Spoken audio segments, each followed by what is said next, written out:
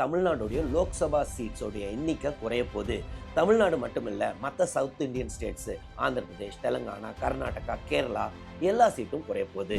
எது உண்மை நிலை? எதற்காக திடீர்னு இப்போ பேசுகிறவங்க 2024-25 எதற்காக திடீர்னு இந்த டீலிமிட்டேஷன் நம்பர் ஆஃப் சீட்ஸ் எல்லாம் பற்றி ஏன் பேசுகிறோம்? சரி, உண்மையாகவே சீட்டு குறைஞ்சா நமக்குலாம் பாதிப்பு வருமா?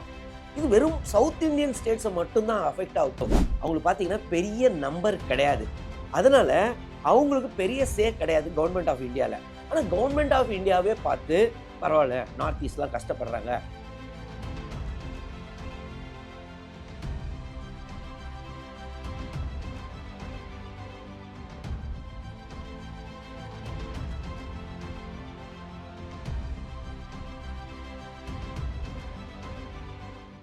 வணக்கம், இஸ்ரேல் ஜபசைன்.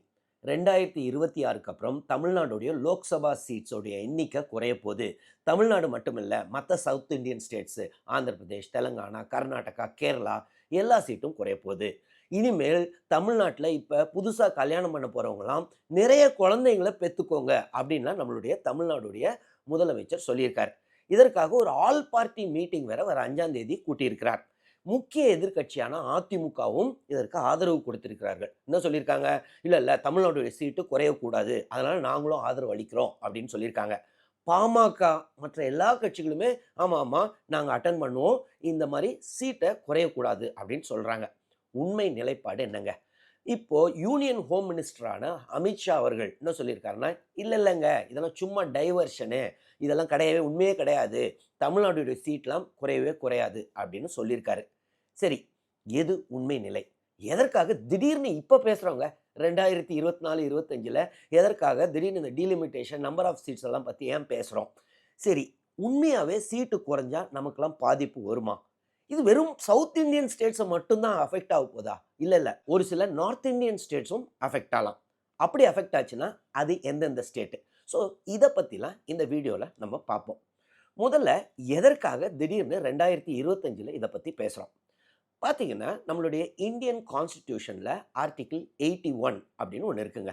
அது என்ன சொல்லுதுன்னா, இந்த மாதிரி லோக்சபா இருக்குல்ல, அதாவது லோக்சபாவில் மெஜாரிட்டி தான் கவர்மெண்ட் ஃபார்ம் பண்ண முடியும். ஸோ லோக்சபா சீட்ஸ் எவ்வளோ? 543. இந்த லோக்சபாக்கு நம்ம எல்லாம் மக்கள் பிரதிநிதியாக ஒரு சிலர் தேர்ந்தெடுத்து அனுப்புகிறோம். ஸோ இந்தியா முழுக்க அதை 543 தொகுதிகளை பிரிச்சிடுறாங்க. ஒவ்வொரு தொகுதிக்கும் அப்ராக்சிமேட் பாப்புலேஷன் பார்த்தீங்கன்னா ஒரு 25 லட்சம் அப்படின்னு வச்சுக்கோங்க. ஸோ இந்த 81 என்ன சொல்லுதுன்னா, அந்த பாப்புலேஷனுக்கு ஏற்ற மாதிரி ஒவ்வொருத்தர் ரெப்ரசன்டேட்டிவாக அனுப்பணும். அதாவது ஒவ்வொருத்தருன்றது ஒவ்வொரு கான்ஸ்டிடுவன்சி. ஸோ இதுதான் ஆர்டிகிள் 81. ஆர்டிகிள் 82 என்ன சொல்லுது? அந்த பாப்புலேஷன் சொல்கிறோம்ல, அது வந்துட்டு லேட்டஸ்ட் சென்சஸாக இருக்கணும் அப்படின்னு தான் இருக்குது. ஸோ லேட்டஸ்ட் சென்சஸ் பார்த்தீங்கன்னா, ஃபஸ்ட்டு எலெக்ஷன் வைக்கும்போது 1951 சென்சஸ். ஸோ அந்த சென்சஸ் பிரகாரம் எவ்வளோ டோட்டல் பாப்புலேஷனோ அதை 543 கான்ஸ்டிடுவன்சிஸாக பிரித்து ஒவ்வொரு கான்ஸ்டிடுவன்சிஸும் ரெப்ரசன்டேட்டிவாக அனுப்புகிறாங்க. ஸோ எப்படி கவர்மெண்ட் ஃபார்ம் ஆகும்? இந்த 543 மெஜாரிட்டினா 50% + 1. ஸோ 272 சீட் யார் ஜெயிக்கிறாங்களோ அவங்க தான் கவர்மெண்ட்டாக ஃபார்ம் பண்ண முடியும். அது ஒரு பார்ட்டியாக இருக்கலாம், இல்லை கோலிஷன் ஆஃப் பார்ட்டிஸாக இருக்கலாம். சரி, 1961 ஒரு சென்சஸ் இருந்துச்சு, 1971 சென்சஸ் இருந்துச்சு.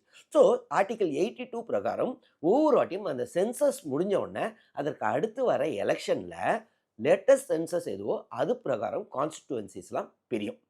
இப்போது பிரச்சனை எதனால் திடீர்னு ஆரம்பிக்குது? ஏன்னா 1976 பார்த்தீங்கன்னா, நம்ம இந்தியன் கான்ஸ்டிடியூஷனை 42nd அமெண்ட்மெண்ட் ஆக்ட் அப்படின்னு மாற்றுறாங்க. அப்போ என்ன சொல்கிறாங்கன்னா, இந்தியாவில் முக்கிய பிரச்சனை என்னென்னா பாப்புலேஷன். ஸோ பாப்புலேஷன் கண்ட்ரோல் பண்ணணும். அப்போது பாப்புலேஷனை கண்ட்ரோல் பண்ணால் சீட்ஸ் குறையுமா? அதனால் என்ன சொன்னாங்கன்னா, இந்த 42nd அமெண்ட்மெண்ட் ஆக்ட், அப்போ இந்திரா அம்மையார் இருந்தாங்க பிரதமராக.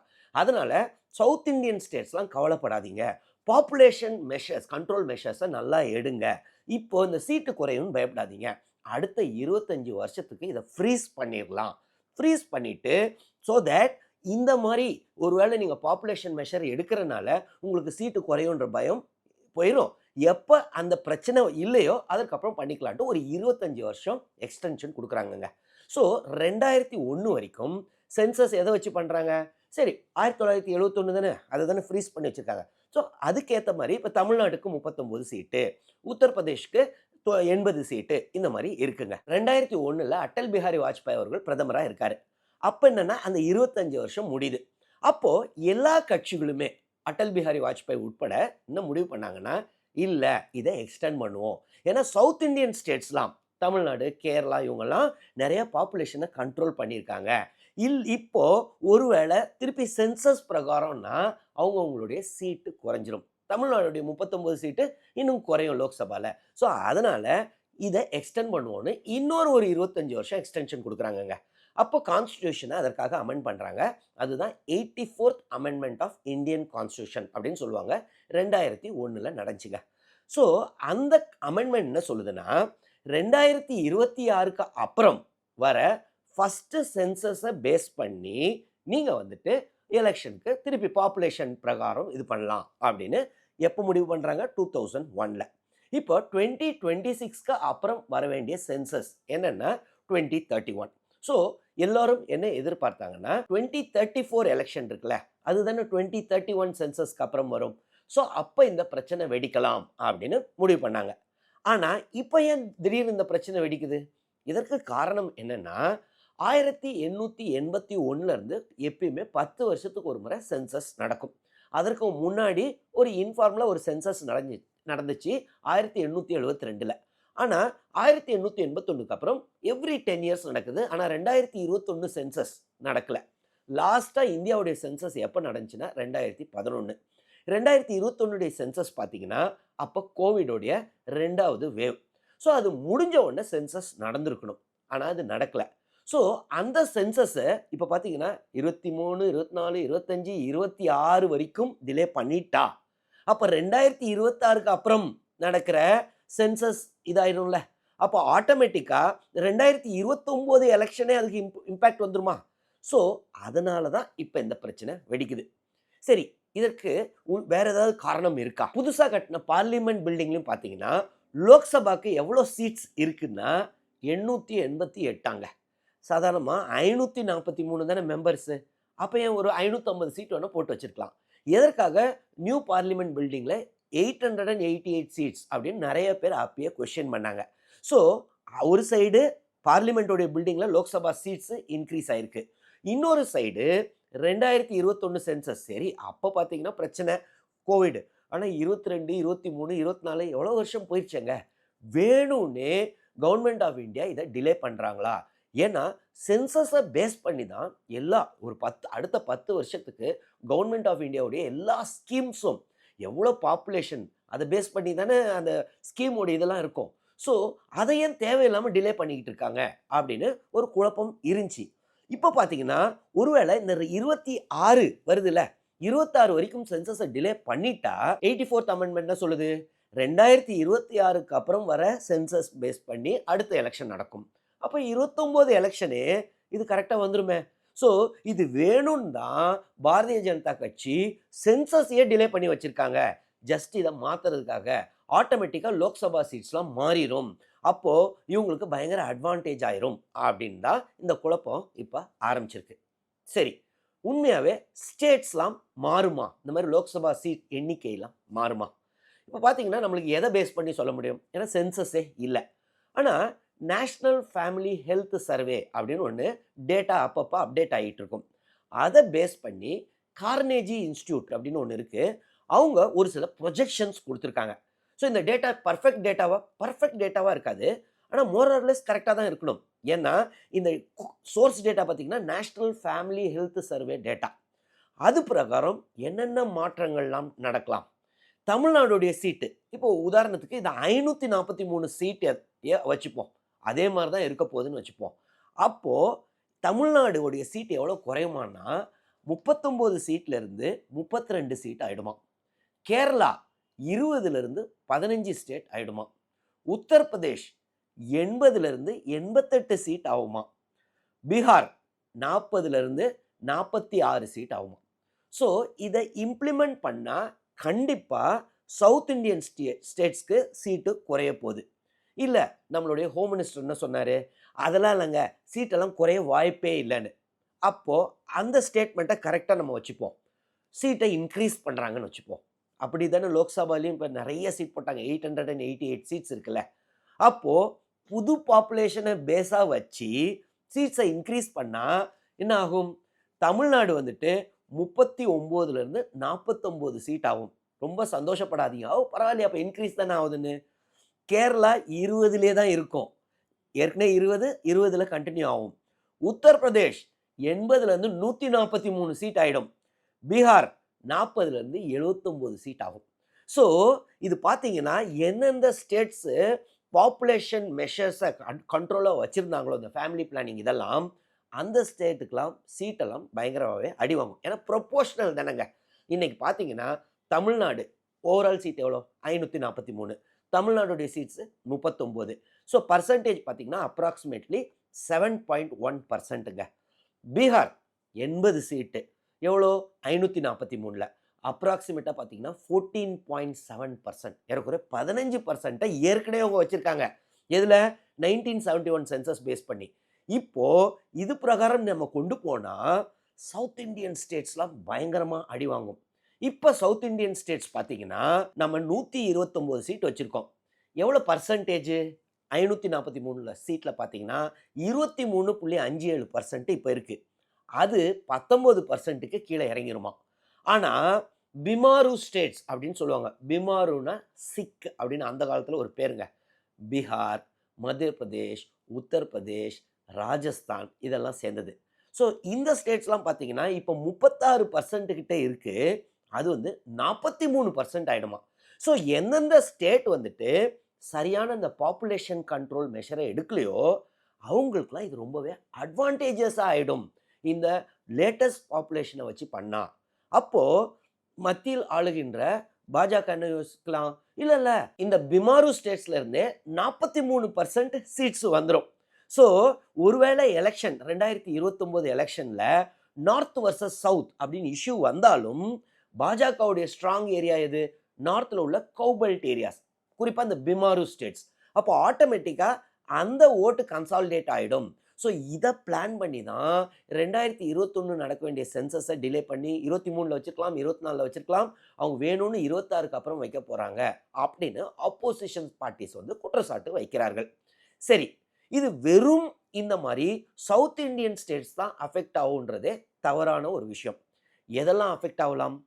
பஞ்சாப் அஃபெக்ட் ஆக போதான். பஞ்சாபுடைய சீட்டு குறையுமா இந்த ஏன்னா பஞ்சாபுடைய டோட்டல் ஃபர்டிலிட்டி ரேட் அப்படின்னு சொல்லுவாங்க, டிஎஃப்ஆர், அது குறைஞ்சிக்கிட்டே வருது. சவுத் இண்டியன் ஸ்டேட்ஸ் ஏற்கனவே அந்த பாப்புலேஷன் கண்ட்ரோலில் நல்லா வச்சுருக்காங்க. கேரளாவாக இருக்கட்டும், தமிழ்நாடாக இருக்கட்டும், ஆந்திரா, கர்நாடகா எல்லாருமே. ஸோ இதே மாதிரி பார்த்தீங்கன்னா பஞ்சாப் ஏற்கனவே பார்த்தீங்கன்னா பஞ்சாப் வர்சஸ் ஹரியானான்னு ஒரு இஷ்யூ அந்த காலத்திலே ஓடுது. இப்போ பஞ்சாபுடைய சீட்டு குறையலாம், ஹரியானாவுடைய சீட்டு ஏறலாம். அடுத்தது வெஸ்ட் பெங்கால், அவங்களுடைய சீட்டும் குறைய வாய்ப்பு இருக்குது. இன்னொன்று ஒடிசாவுடைய இதுவும் குறையுமா. ஜம்மு அண்ட் காஷ்மீருடைய சீட்ஸும் குறைய போதான். ஏன்னா எல்லா ஸ்டேட்ஸுமே பார்த்தீங்கன்னா டோட்டல் ஃபர்டிலிட்டி ரேட்டு குறையுது. அது இல்லாமல் நார்த் ஈஸ்டர்ன் ஸ்டேட்ஸும் குறைய போகுது. ஸோ இது வந்துட்டு வெறும் சவுத் இண்டியன் ஸ்டேட்ஸ் மட்டும் இல்லை, வெஸ்ட் பெங்கால், பஞ்சாப், ஜம்மு அண்ட் காஷ்மீர், ஒடிசா எல்லாருமே அஃபெக்ட் ஆகலாம். சரி, பாப்புலேஷனை வச்சு பண்ணால் என்னதாங்க தப்பு? பாப்புலேஷன் கண்ட்ரோல் தான் முடிஞ்சு போச்சே, சீட்ஸை மாற்றலாம் அப்படின்னு ஒரு சிலர் யோசிக்கலாம். ஆனால் என்னென்னா இது வெறும் பாப்புலேஷன் கண்ட்ரோல்னு மட்டும் பார்க்காம இதில் நிறைய பேராமீட்டர்ஸ் இருக்குது. விமனுடைய எஜுகேஷன், பெண்கள் கல்வி எங்கே நல்லா இருக்கோ ஆட்டோமேட்டிக்காக இந்த குழந்தை பெற்றுக்கிற மெஷினாக இல்லாமல் அவங்களும் படித்து வேலை பார்ப்பார்கள். ஸோ ஆட்டோமேட்டிக்காக இப்போ சவுத் இண்டியன் ஸ்டேட்ஸ்லாம் பார்த்திங்கன்னா அந்த மாதிரி நடந்திருக்கு. ஜம்மு அண்ட் காஷ்மீர், ஒடிசா இது எல்லாருமே பார்த்திங்கன்னா இதே மாதிரி தான் விமன் எஜுகேஷன்லாம் கான்சென்ட்ரேட் பண்ணனால ஆட்டோமேட்டிக்காக இந்த டிஎஃப்ஆர்லாம் குறைதான். அது இல்லாமல் women health, so health system ஒழுங்காக இருந்துச்சுன்னா ஆட்டோமேட்டிக்காக இதெல்லாம் கண்ட்ரோலில் வரும். ஸோ இந்த மாதிரி நிறைய பாசிட்டிவ் மெஷர்ஸ் எடுத்த சவுத் இண்டியன் ஸ்டேட்ஸாக இருக்கட்டும், இல்லை ஜம்மு அண்ட் காஷ்மீர் போன்ற ஸ்டேட்டாக இருக்கட்டும், இவங்கெல்லாம் இப்போ பீனலைஸ் ஆவாங்க, இவங்கெல்லாம் தண்டிக்கப்பட போகிறாங்க ஆட்டோமேட்டிக்காக இவங்களுடைய சீட்டு குறைஞ்சா அப்படின்னு. சரி, அடுத்த கேள்வி வரலாம், சீட்டு குறைஞ்சா என்னங்க பிரச்சனையா? கண்டிப்பாக பிரச்சனை. இப்போ 2 ஆங்கிள். ஒன்று வந்துட்டு பாப்புலேஷனை பேஸ் பண்ணி 543 ஃப்ரீஸ் பண்ணிவிட்டு அதுக்குள்ளே வேரி பண்ணாலும் தமிழ்நாடுடைய சீட்டு குறையுது. சரி, இன்னொரு இது என்ன? இல்லை நம்மளுடைய ஹோம் மினிஸ்டர் அஷூரன்ஸ் கொடுத்துருக்காரு தமிழ்நாடுடைய சீட்டு குறையாது அப்படின்னு. ஆனால் நம்மளுடைய தமிழ்நாடு முதலமைச்சர் என்ன சொல்லியிருக்காரு? குறையாதுன்னு சொல்றீங்க. ஆனா மத்த சீட்ஸ்லாம் ஏறாதுன்னு சொல்றீங்களா? மத்த ஸ்டேட்ஸ் யூபி, பீகார்லான்னு. ஸோ அதுக்கு இன்னும் ஓப்பனா ஒரு ஹோம் மினிஸ்டர் ஸ்டேட்மெண்ட் சொல்லல. அப்போ நம்மள்து அதே வச்சுக்கிட்டோ, இல்ல கூட ஒரு 5, 10 ஆட் பண்ணிட்டு யூபிக்கலாம் 60, 70 ஆட் ஆயிருச்சுன்னா, அதுவும் பிரச்சனை தான். ஏன் சீட் ரொம்ப முக்கியம்னா, சீட்ஸ பேஸ் பண்ணி தான் நம்மளுடைய அங்க ரெப்ரசன்டேஷன். அத பேஸ் பண்ணி தான் கவர்ன்மென்ட். அத பேஸ் பண்ணி தான் பட்ஜெட் அலோகேஷன். இப்ப பார்த்தீங்கன்னா, பீகார், யூபிக்குலாம் நெறைய ஃபண்ட் போகும். நம்மளுடைய சதர்ன் ஸ்டேட்ஸோட. ஆட்டோமேட்டிக்கா காரணம் என்ன? அங்கருந்து நெறைய எம்பிஸ் வராங்க. இந்த சூழல்ல இப்ப மேலும் அடி வாங்குச்சுன்னா, ஏற்கனவே அந்த காலத்திலேயே அண்ணா சொல்லியிருப்பாரு. "வடக்கு வாழ்கிறது, தெற்கு தேய்கிறது" அப்படின்னு. இதுக்கு காரணமே என்னன்னா, ஆட்டோமேட்டிக்கா மெயின் இதெல்லாம் அங்க போது ஃபண்ட்ஸ் எல்லாம். ஆனா மெயின் ஏர்னிங் ஸ்டேட்ஸ் பார்த்தீங்கன்னா, சதர்ன் ஸ்டேட்ஸ் நல்லாவே பெர்ஃபார்ம் பண்ணிக்கிட்டு இருக்கோம்.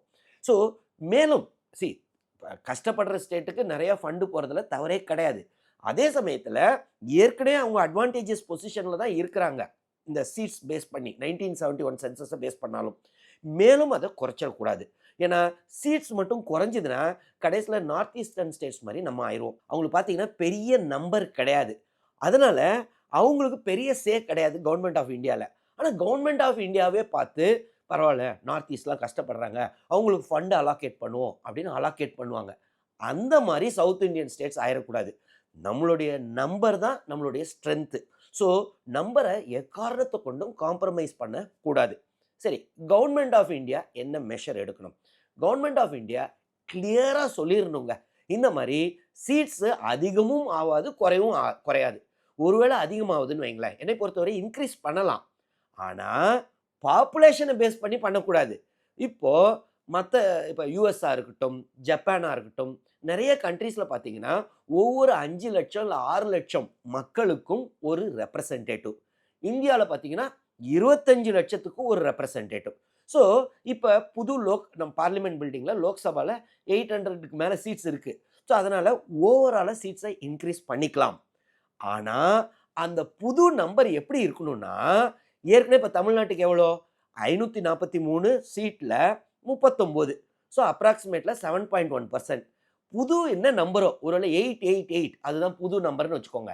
அதோடைய 7.1% தமிழ்நாடுக்கு புது இதுல இருக்கணும். உத்தரப்பிரதேஷ் 80 எவ்வளோ? 14.7%. அது எவ்வளோ? 888ல 14.7% மட்டும் தான் அவங்களுக்கு போணும். இந்த பெர்சன்டேஜ் எத பேஸ் பண்ணி?